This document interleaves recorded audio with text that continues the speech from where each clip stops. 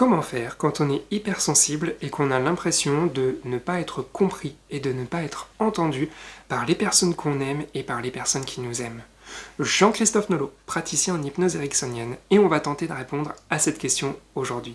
Avant qu'on commence, je voudrais juste préciser que ce que je vais vous proposer dans cette vidéo, ça n'est pas ce que je propose en séance d'accompagnement par l'hypnose ericksonienne.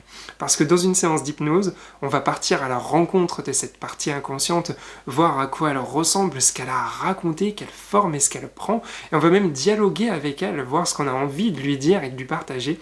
Et c'est très chouette. Mais évidemment, c'est quelque chose de personnalisé et les séances ne se ressemblent pas d'une personne à une autre, puisque chaque personne est unique. Donc aujourd'hui, on va vraiment partir sur quelque chose d'autre, mais qui est tout aussi important. La première étape, ça va être de comprendre son hypersensibilité. Il y a trop de personnes qui pensent qu'elles sont différentes, pas adaptées, sans savoir qu'en fait, leur hypersensibilité, c'est quelque chose de naturel.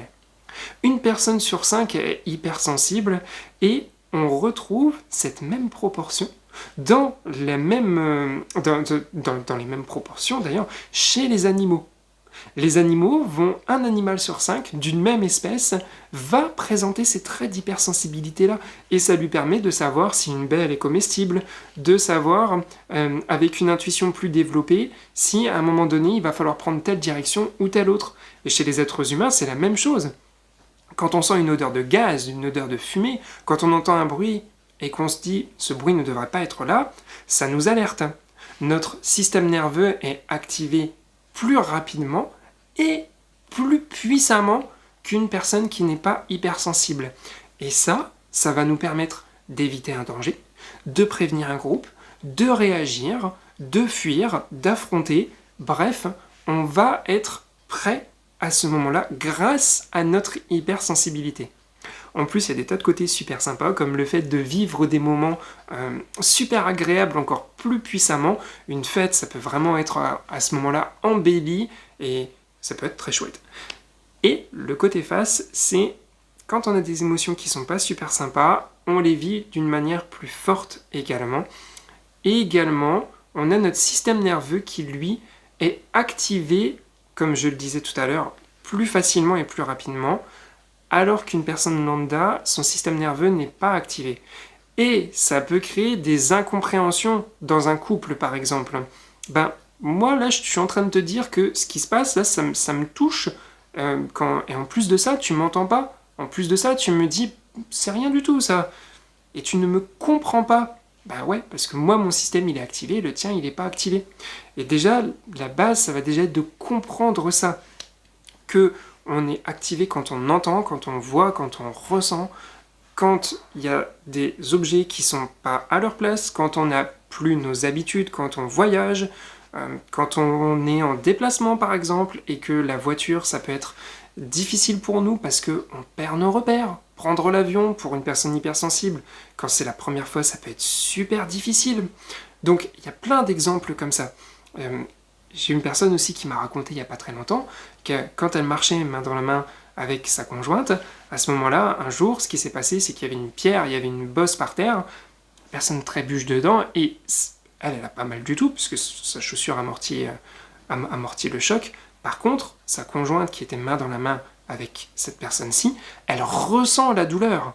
Elle la ressent par procuration à tel point qu'elle est obligée de s'arrêter. C'est un signe d'hypersensibilité, et quand on n'est pas hypersensible, c'est difficile de comprendre ça si on ne nous l'explique pas.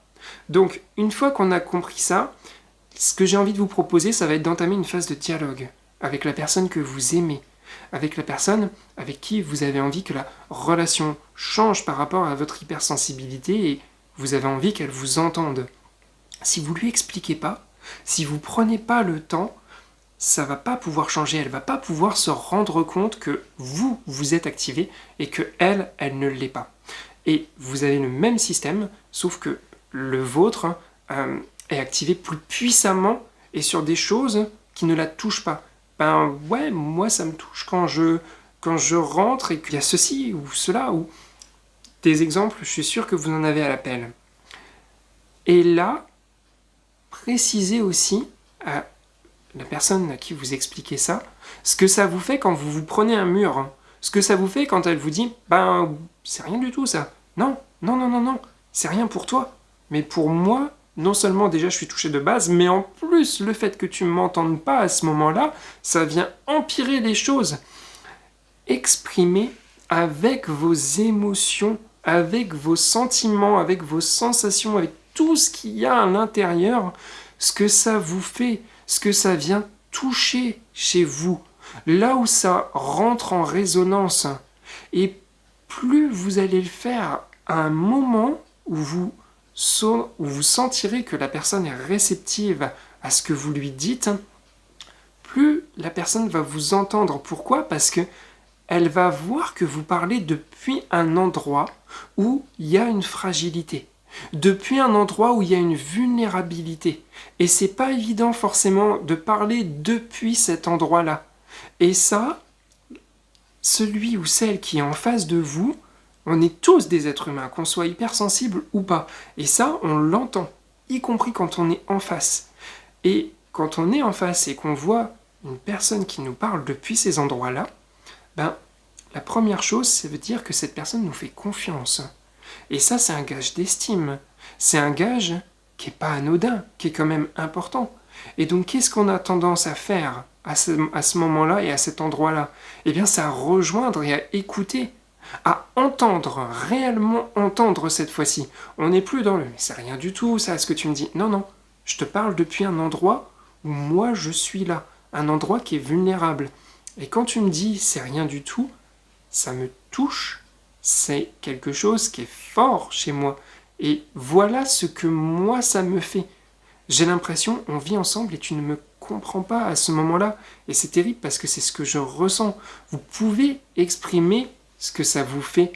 Et quand vous l'exprimez depuis votre cœur, depuis vous-même, là, à ce moment-là, vous allez être entendu. Et vous allez être d'autant plus entendu que vous prenez en considération que vous êtes là et vous êtes activé, et que l'autre n'est pas activé. Prenez le temps d'expliquer ça également. Donc, bien comprendre ça, déjà, et ensuite l'expliquer, trouver le bon moment et parler en étant vrai, en étant soi-même. Parce que quand on parle depuis soi-même, eh ben on est vrai tout simplement, et on est plus facilement entendu quand on parle depuis ses émotions et depuis ses endroits de vulnérabilité.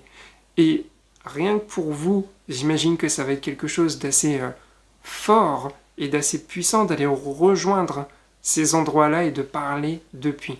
Voilà, c'est une proposition que j'avais envie de vous faire aujourd'hui, de vous partager. Dites-moi ce que vous en pensez dans les vidéos. Vous êtes toujours libre de penser, quoi qu'il arrive, ce que vous souhaitez. Peut-être que c'est complètement en adéquation avec vous, peut-être que pas du tout. Dites-moi ce que vous en pensez dans les commentaires. Si cette vidéo vous a été utile ou vous a apporté quelque chose, pensez à mettre un petit pouce bleu, à vous abonner à la chaîne si ce n'est pas déjà fait.